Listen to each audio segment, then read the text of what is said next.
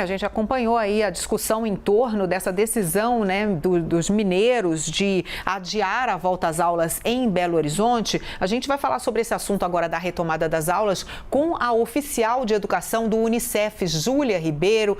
Muito boa tarde, agradeço aqui a sua vinda ao Visão para esclarecer o que é que isso pode trazer, de acordo com os especialistas aí, de prejuízo, esse adiamento da volta às aulas em Belo Horizonte. Seria importante voltar às aulas presenciais nesse momento, Júlia? Boa tarde, Carla. Boa tarde a cada um dos que acompanham aqui o Jornal Visão. É fundamental, a volta às aulas, né, ele é um momento fundamental para a garantia dos direitos de crianças e adolescentes. Nós já estamos em quase 2 anos de pandemia que trouxeram impactos profundos para a educação e ampliaram desigualdades que já existiam antes mesmo da pandemia no nosso país, mas que foram agravadas nesse momento, e que esse período prolongado de pandemia ele também contribuiu para excluir aqueles meninos e meninas que já viviam em uma situação de maior vulnerabilidade.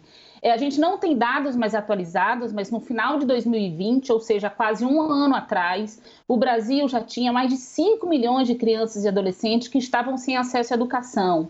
É importante esse dado, ele nos apontava de que pouco mais de 40% desse número eram de meninos e meninas que estavam entre 6 e 10 anos e que apontava aí para uma tendência de uma regressão contrária ao que era o movimento do próprio país no que se refere ao acesso à educação, porque esta faixa etária era a faixa etária de crianças que mais estava na escola. E vale ressaltar, as crianças entre 6 e 10 anos, elas estão vivenciando o processo de alfabetização, e que o processo de alfabetização ele é essencial para garantir este vínculo com a escola, para dar mais sentido à educação, para o exercício de cidadania de meninos e meninas. Então, nesse momento, é muito importante que as redes comecem o ano letivo com as escolas abertas e com as aulas presenciais.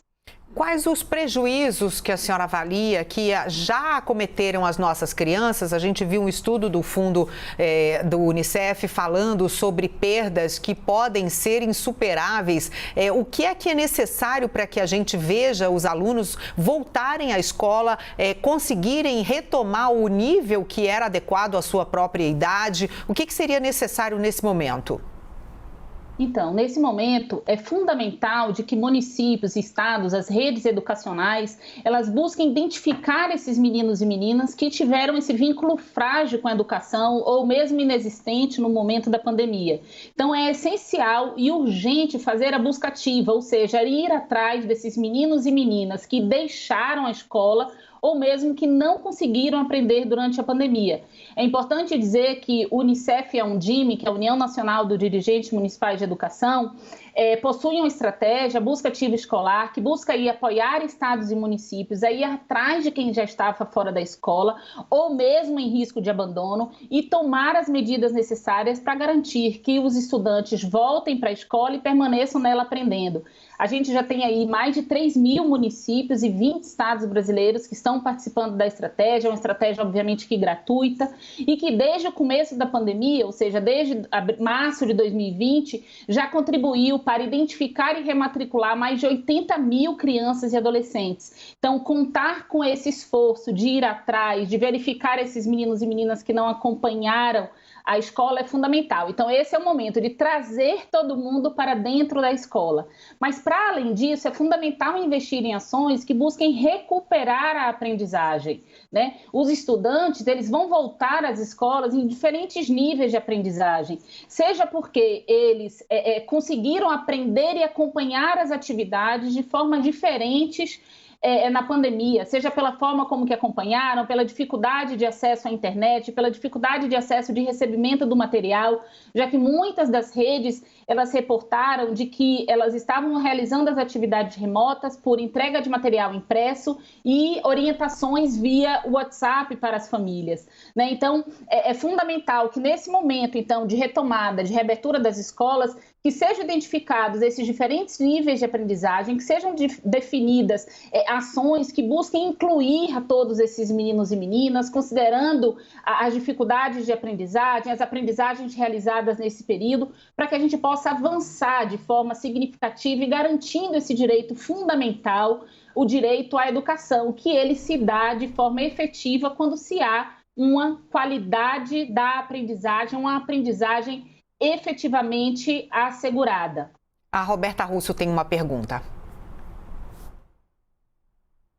Agora um pouquinho sobre como vai ser difícil fazer esse nivelamento, esse equilíbrio de aprendizagem das crianças que ficaram fora da escola ou que estudaram de forma tão desigual. Queria que você falasse um pouco mais sobre isso e também sobre o desafio de tentar combater a evasão escolar, que já era um problema muito grave em várias regiões aqui do nosso país e com a pandemia piorou ainda mais. Como é que é esse projeto e também como é que as pessoas interessadas, gestores de escolas, até mesmo associações de pais e mestres podem procurar essa ajuda? É importante também a gente trazer aqui.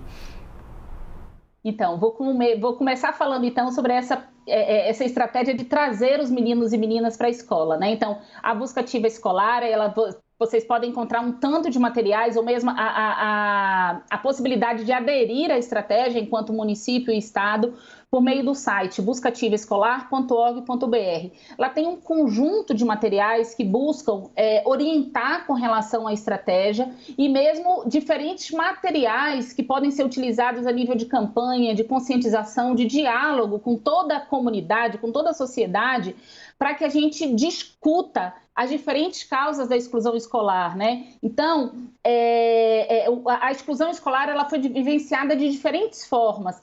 A gente tem, incluindo questões relacionadas à saúde mental, a trabalho infantil, questões relacionadas à própria dificuldade de acesso a acompanhar as atividades, né, por conta de dificuldade de acesso à tecnologia e que precisam ser enfrentados, ou mesmo porque perderam algum familiar, alguma pessoa querida, muito próxima nesse período. Então, investir em ações que busquem ter esse olhar intersetorial, que ofereçam um apoio psicossocial para as crianças, para os professores, para todos os profissionais da educação, é fundamental numa perspectiva de ter esse olhar mais integral neste momento de retorno, em que a maior parte aí dos estados eles vão retornar e retornar de uma forma muito mais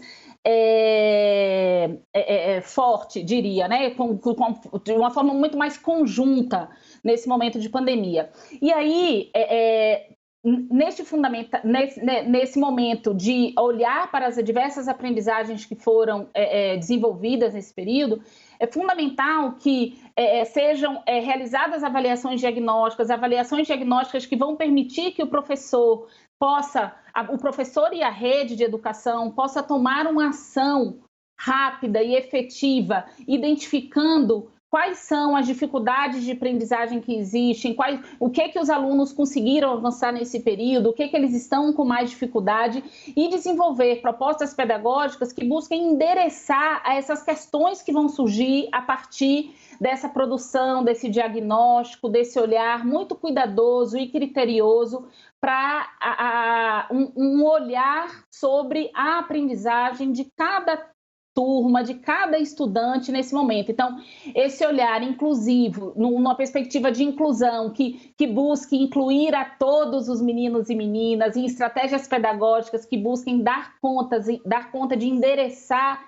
esses diferentes desafios que serão verificados, ele é fundamental para que a gente possa avançar, para que a gente possa dar continuidade ou avançar no que se refere garantindo o acesso, a permanência, a aprendizagem de meninos e meninas na escola. Ribeiro, a gente gostaria de endereçar agora uma mensagem especificamente aos professores e aos gestores que estão nos assistindo agora. Seria mais importante, então, eu ouso dizer, acolher do que julgar se essa criança, se esse adolescente tiveram desempenhos talvez até muito abaixo do esperado com o ensino remoto ou com outras circunstâncias que não cabe nesse momento serem julgadas, é isso? A escola, ela precisa ser um espaço de acolhimento, porque é assim que se dá todo o processo de aprendizagem, né? As escolas, elas desempenham um papel fundamental no que se refere à aprendizagem, ao desenvolvimento de competência, ao exercício de cidadania, mas elas também são um espaço em que se cuida da saúde mental. Ficou muito claro o quanto que a interação entre os colegas, entre os pares, é fundamental para o nosso dia a dia, para todos nós. As questões relacionadas também à alimentação, né? O nosso país ele é muito desigual, muitas dessas crianças têm na alimentação escolar, na merenda escolar, uma das suas principais alimentação no dia a dia. Então, obviamente que um olhar também para essas questões psicossociais, no sentido de compreender, de conversar, de dialogar, porque a aprendizagem, sobretudo, ela acontece a partir do diálogo, da interação, da troca, do acolhimento e envolvendo todo esse lado afetivo também, né, que está presente em todos nós. Então, é fundamental que nesse momento o espaço da escola ele seja um espaço acolhedor para os estudantes, para os profissionais que lá atuam, para as famílias, porque todos nós vivemos diferentes desafios na pandemia, né? De fácil não tá fácil para ninguém mesmo. Então, quanto mais a gente tiver um ambiente de cuidado, de acolhimento, é fundamental para que a gente possa retornar, avançar, se acolher, se cuidar e garantir um direito que é essencial para nossas crianças e adolescentes. Eu conversei aqui com a Júlia Ribeiro, oficial de educação do Unicef. Agradeço muito, Júlia. E quem quiser, então, procure a busca ativa para poder trazer os meninos de volta para dentro do ambiente escolar, onde eles estão seguros e têm uma esperança, uma perspectiva de futuro aí para eles e para todos nós, né, como país. Muito obrigada, uma ótima tarde. Muito obrigada.